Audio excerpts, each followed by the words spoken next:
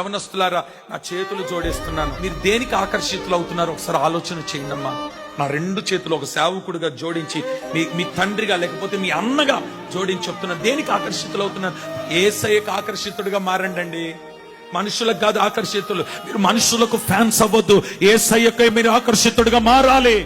నేను అంటాను, ఏ మనుష్యుడు నమ్మదగిన వాడు కాదు, ఏ మనుష్యుడు నిన్ను పరలోకానికి తీసుకొని వెళ్ళేవాడు కాదు, ఏ మనుష్యుడు నిన్ను సంపూర్ణునిగా చేసేవాడు కాదు. నిన్ను యేసు ఒక్కడే పరిశుద్ధునిగాను సంపూర్ణునిగా మార్చి ఆయన ఎదుట, సింహాసనం ఎదుట నిలబెట్టగలిగిన వాడు యేసు ఒక్కడే. మనుషులను చూసి ఆకర్షించబడొద్దు.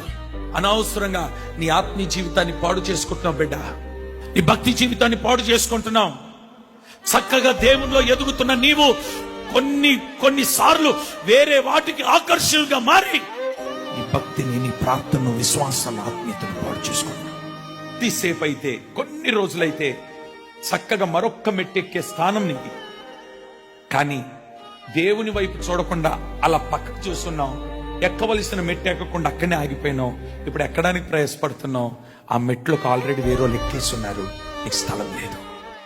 అయ్యా, ఒక అవకాశం ఇవ్వని అడుగుతున్నావు. ప్రభు అక్కడ చాలా సమీపంగా ఉంది. నువ్వు వేటికి ఆకర్షితుడిగా మారుతున్నావు ఒకసారి ఆలోచించి.